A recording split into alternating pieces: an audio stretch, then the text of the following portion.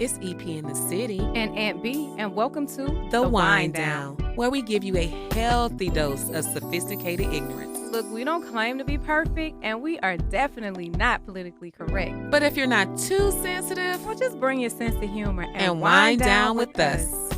It's your girl EP. And it's Ant Bee. And welcome to The Wind Down. How you doing? I'm awesome. It's good to see you again. Always good to see you. You know, that texting and calling is cool, but it's always good I know, I be missing you. I'm like, we need to go ahead and be creative. You know? Like every day. I like the creative juice flow. Yeah. And exactly. I realized why I was cussing so much in December. Okay. I was being rebellious. Against everything. Mm-hmm. And I was being rebellious against not getting my way in a number of different scenarios. And I feel like I had been a good girl for all of 2015 and I still wasn't getting my way. So fuck you and them niggas that you came with. However, I have started to refine my language. Okay. So that last expletive was just to drive home the point of how I was feeling. Right. Got it. So everything is great now. 2016 is going to be a remarkable year. Yeah. 2016 is in full effect. I claim awesomeness, of course, for the entire year.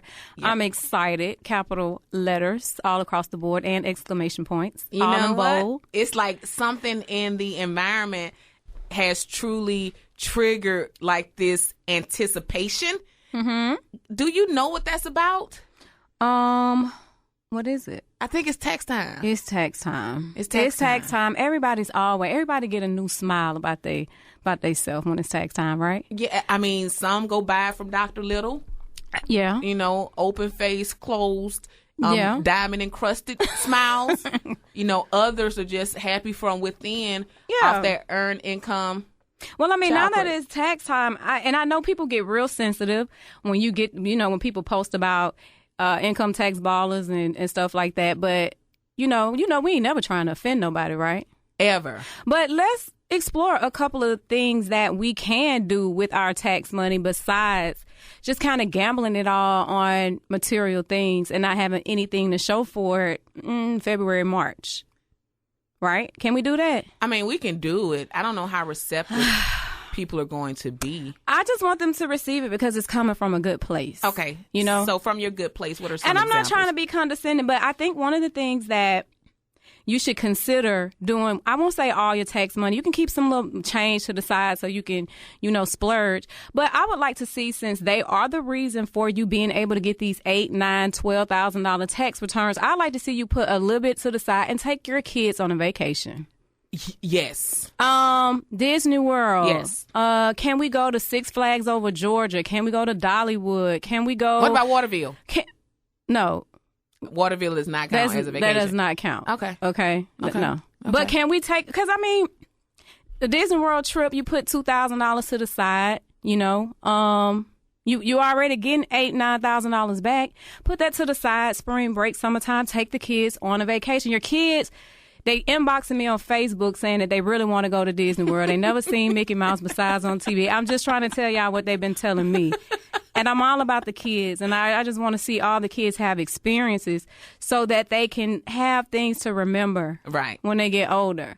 So they're the reason we getting this money back anyway. Put a little money to the side. Take the kids on a vacation. Kids want to go to Disney World. They tired of going to Waterville. They already been. They want to go somewhere else. And that's the way you can say, baby, thank you for mama getting this big tax return back. I'm going to take you and your brother, whoever else, to Disney World. And then another thing that we could do with our tax money besides spending it all on rims and cars and grills. Ooh, no shade.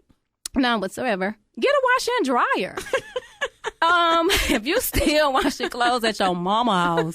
Hey, I'm fresh out of washing clothes at my mom and dad's house. And there's nothing wrong with if that's what you got to do. But if you get back nice tax returns and it's not even on your priority list to not have to stop getting change and getting all them quarters and dragging the clothes to the laundry, to the washateria. I just want to see I just want to see you get just a nice little whirlpool situation hooked up. It ain't got to be stainless steel or anything like that. Just get somewhere you can wash them school clothes. Right. You ain't got to wash them out on your hand and hang them up and go to mama house, and she sleep, so y'all can't get in. Now the kids got to turn their underwear inside out. I don't want that. I don't want that for the babies.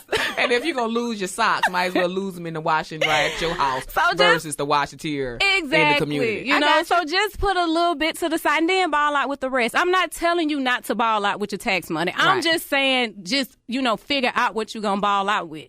But not all of it, you know. Another thing I would like to see. This has really been on your mind. It's on my mind.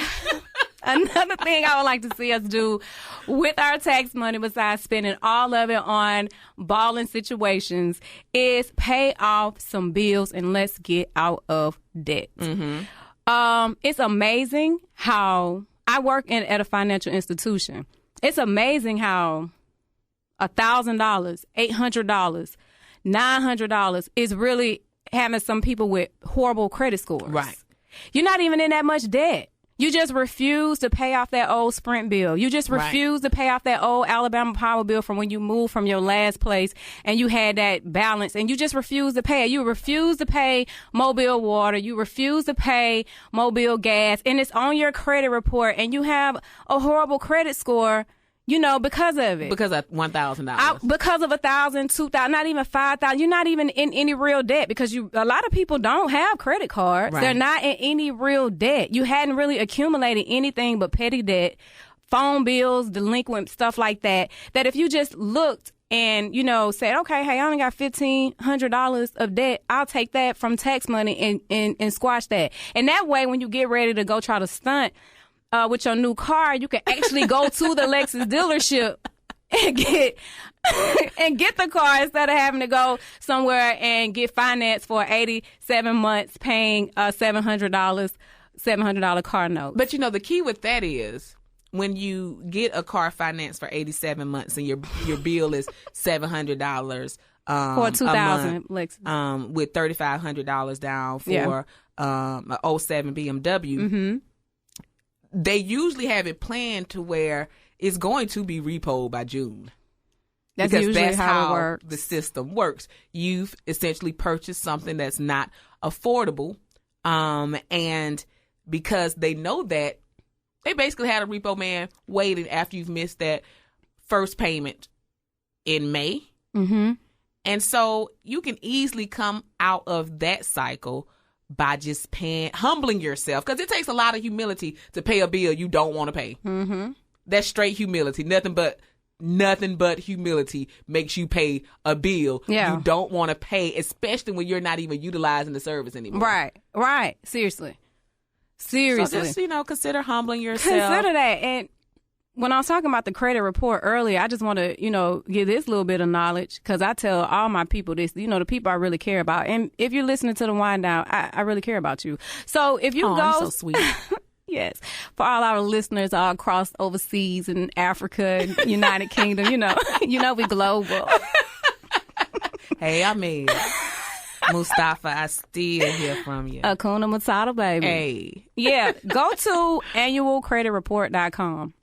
You can go there every year. It's your consumer right to get your credit report from all 3 credit bureaus for free: Equifax, Experian, and TransUnion. You don't have to put in a credit card number. You don't have to put in anything but some quick identifiers so that they know you are who you say you are. You can print your credit report, detailed information about from when your mama was putting lights in your name. Right. Like, it's going to give you everything your social security number has ever been ran for. And you will be surprised at some of the BS that's on your credit that does not belong there, which you can dispute and get those things taken care of. Yep. Why do I know these things? Because I've had to do it, like, over the years. Being in college, going to college having no debt, and then going to college or leaving college with a lot of debt, I've had to work on trying to get those things together. Now, was that debt like the cost of your education, or was that debt? No, I'm not even talking about that. I'm talking about survival costs. Okay.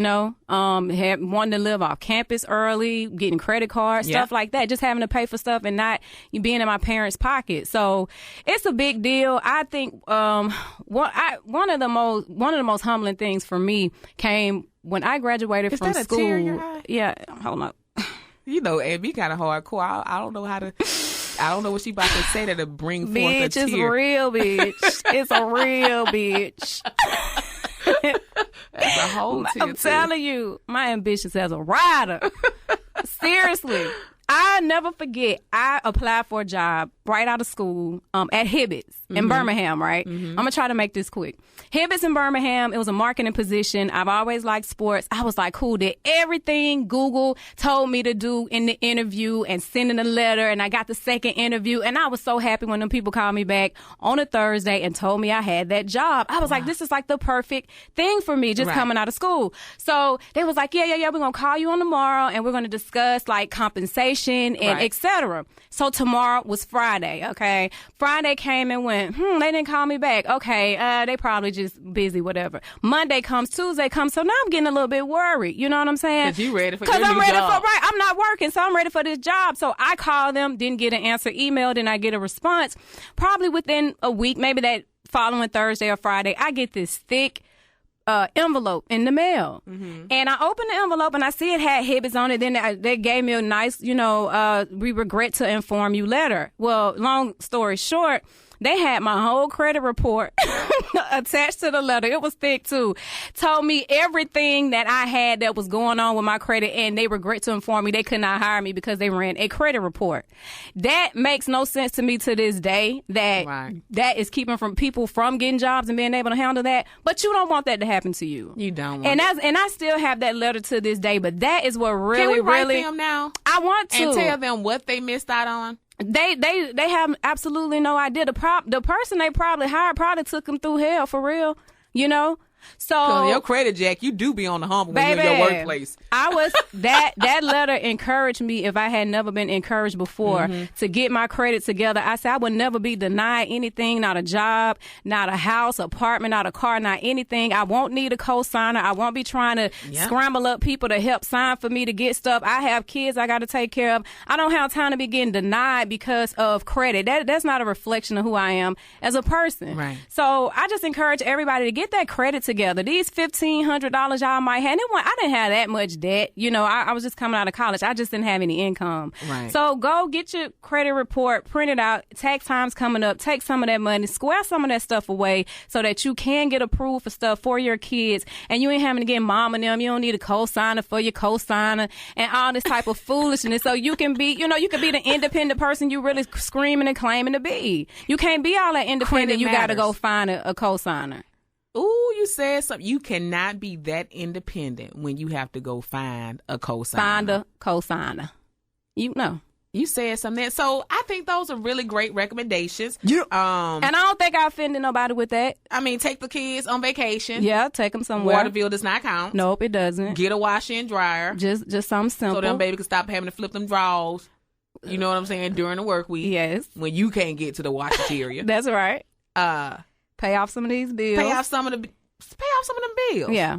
And I would also add, okay, I know lists should be in threes. However, this is the fourth one. Consider getting your grill fixed. And I'm not talking about, I have gaps in my teeth or I have an overbite. I'm not talking about the cosmetic fixing of the grill. I am talking about getting teeth where teeth once reside.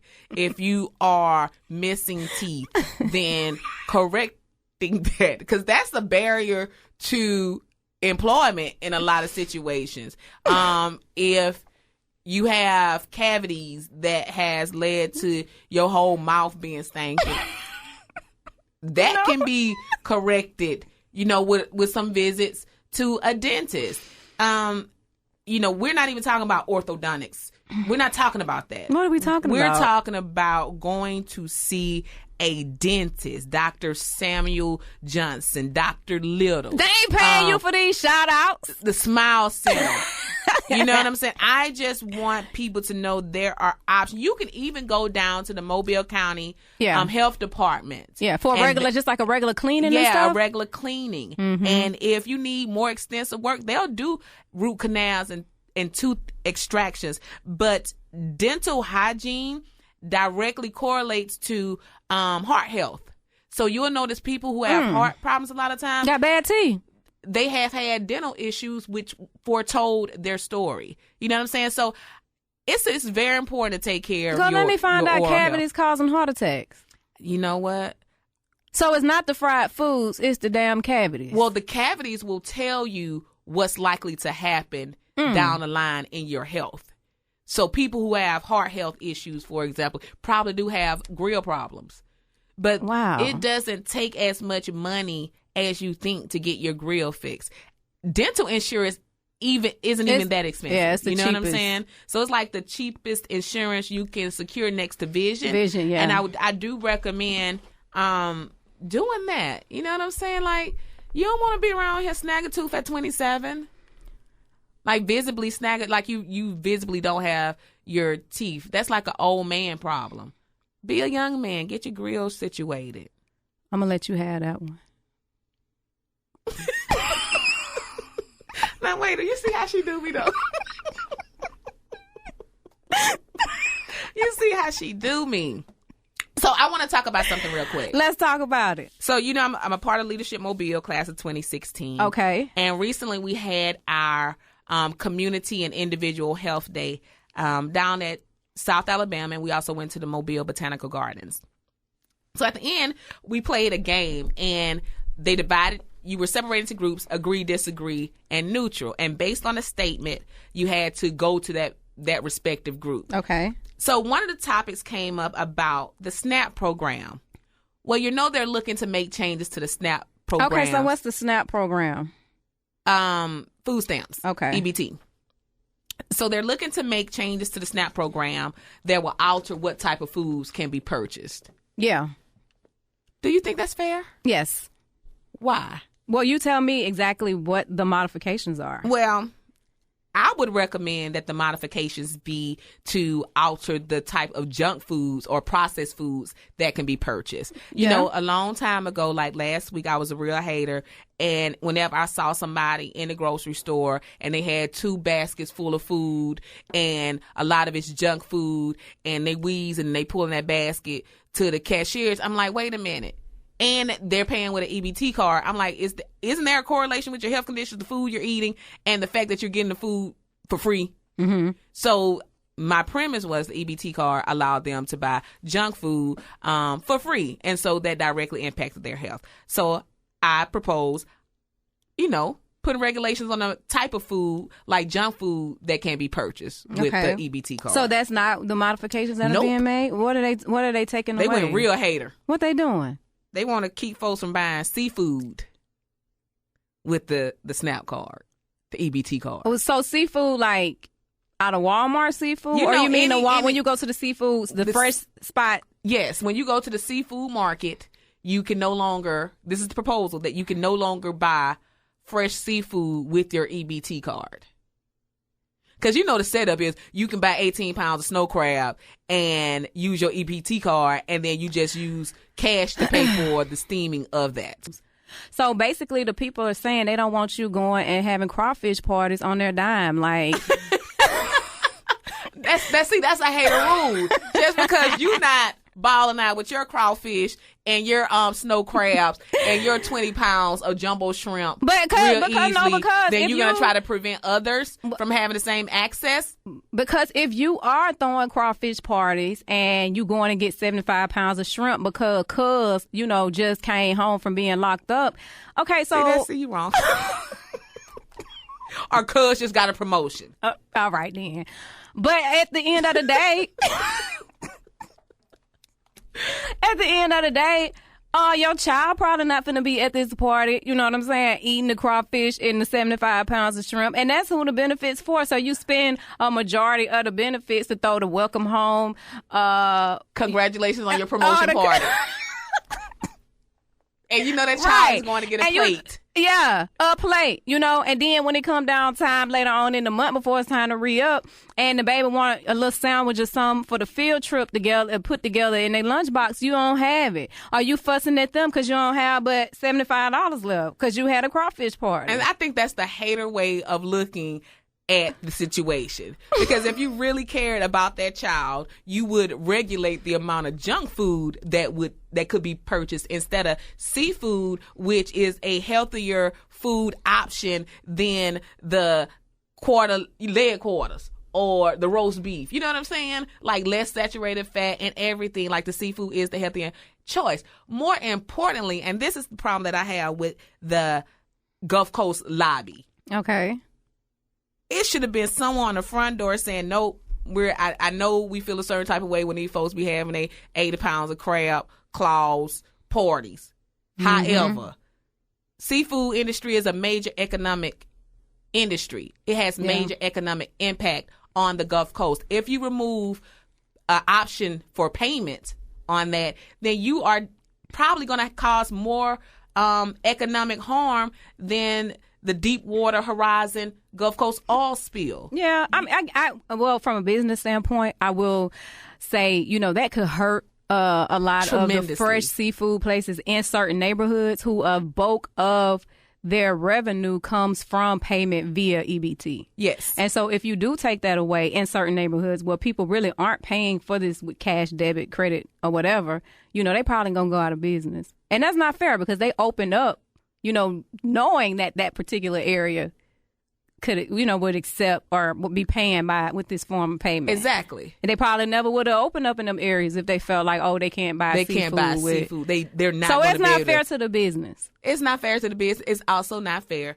to the individual. I think it's more unfair to the business than it is to the individual. But I feel like a lot of times people hate off certain classes of people, what they eat, how they dress, and just because you don't necessarily have the financial means to do X, Y, and Z doesn't mean other adults get to dictate how you live your life.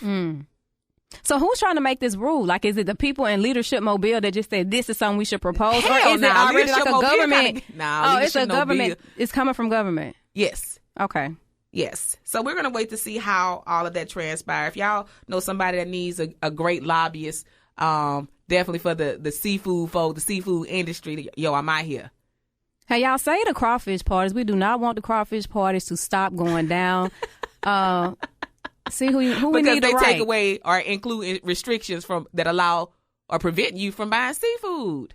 But they don't want to prevent you from buying these Nabisco products or this processed craft food or these Ritz crackers.